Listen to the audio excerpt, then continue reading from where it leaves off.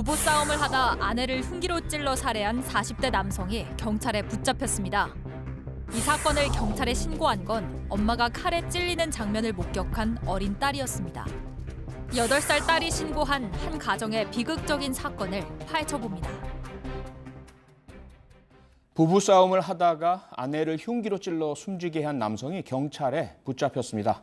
그런데 이 사건을 신고한 게 8살 딸이라고 합니다. 박준 변호사. 7일 새벽 0시 30분에 있었던 사건입니다. 40대 남성이 아내를 흉기로 찔러서 살해했던 것인데 신고한 사람이 딸입니다. 8살짜리 딸이 부부싸움 하는 소리를 듣고 문을 열어보니까 엄마가 이제 피를 흘리는 모습을 보고 112에 신고를 해가지고 안방에서 아빠가 엄마를 죽이고 있다.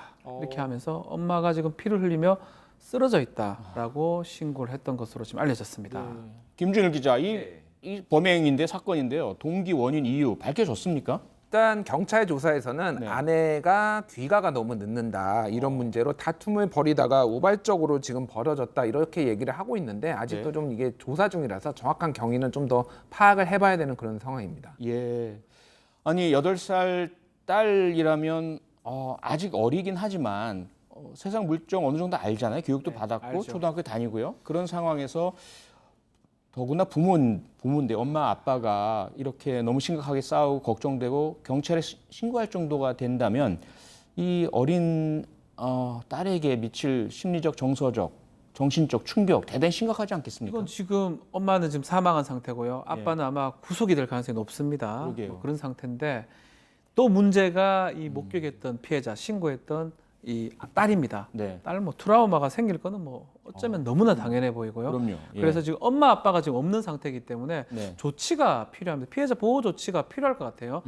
일단 심리 치료 같은 것도 필요할 것 같고 뭐 상당히 좀 이 아이에 대해서 조치 취하는 게 지금 중요한 상황이다. 심리적 조치가 그 생각이 좀 듭니다. 네, 일단 아마 경찰에서는 그 케어팀이라고 이런 강력 사건의 피해자의 심리 치료를 하는 전문 요원들이 있거든요. 그래서 아마 케어팀이 아마 파견이 돼서 그 응급적인 심리 지원을 했을 거예요. 그런데 그것으로 충분하지 않기 때문에 조금 더 중장기적인 배려가 필요할 텐데 어떻습니까? 그 조금 그런 지원 체계가 마련돼 있는 것으로 확인이 되나요? 그러니까 성장 과정에서 이제 앞으로 지속적으로 좀 해줘야 되는데 그런 것들이 이제 법적으로는 어느 정도 뭐 해줘야 된다라는 규정은 있지만 그게 이제 실제적으로 좀 이렇게 좀 잘 강제적으로 잘 되거나 이런 것들은 좀 더 우리가 확인해봐야 되는 문제가 있고요.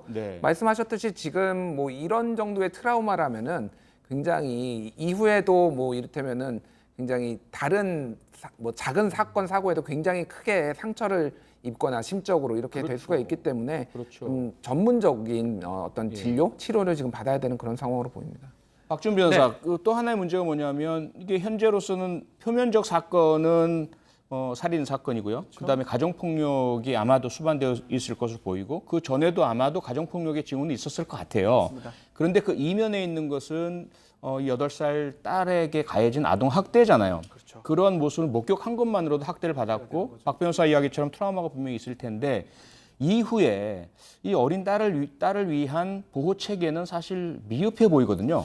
아직 우리가 그것을 확립하거나 하지는 못한 것 같습니다. 뭐 유럽이나 다른 나라에 비해서는 피해자 보호 관련돼서 이런 부분들이 좀 약한 부분이 있고 좀 확립이 좀 돼야 되는데 또 그 이전에 이 경찰에서 범행의 동기라든지 또 이 과정에서 어떤 일들이 일어났는지 이날만 이런 일이 있었는지 아니면 또 이전에도 이런 게 반복됐는지 엄마랑 아빠랑 관계가 어땠는지 이런 부분을 좀 파악을 해야 되는데 또 문제는 이 딸한테 이걸 계속 질문하기에는 또 수사 과정에서 지금 당장은 아니죠. 문제가 될 수가 안 있거든요. 되죠. 치료한 이후에 정말 꼼꼼하게 이 아이에 대해서는 심리 치료를 병행하면서 수사도 진행을 하고 해야 된다고 생각해요. 또 앞으로 김준 기자가 좀 지적을 했지만 이번에 말고요. 커가면서도 계속 뭔가 좀 국가에서 아니면 심리 치료를 좀 해주는 방식을 좀 생각을 해봐야 될 것 같습니다. 네, 지금 보도에 따르면 해당 경찰서에서 심리 치료 관련해서 연계해 주겠다라는 그러한 이제 약속은 한 것으로 보이지만 그것이 단기간에 그쳐서는 안 되거든요. 그리고 이 피해 어린이가 아마 지금 친척 집에 가 있는 것으로 알고 있습니다. 그래서 친척은 가장 가깝기 때문에 그런 일단 보호의 대상이 될 수는 있겠지만 장기적으로 과연 적절한지는 분명히 전문가적인 판단이 필요한 것으로 보이고요.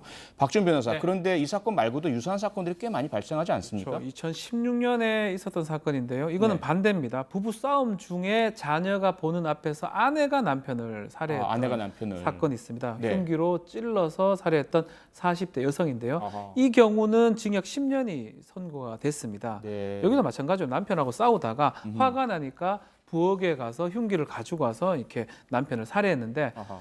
이게 사실 두 사람도 문제지만 네. 그것을 봤던 자녀는 더더욱 문제가 되는 거거든요. 그럼요. 이거는 뭐 가정도 붕괴됐지만 사망은 한 명은 사망하고 한 명은 감옥에 가고 네. 또 그걸 목격했던 자녀들 사회적으로 이런 부분도 사실 좀 꼼꼼하게 좀 따져봐야 될 것 같습니다. 그렇습니다. 네, 이번 사건 정확한 범행 동기 등 철저한 조사도 물론 필요하지만 가장 우려되는 것은 어린이의 상태입니다. 철저한 보호와 장기적인 지원 꼭 있어야 되겠습니다.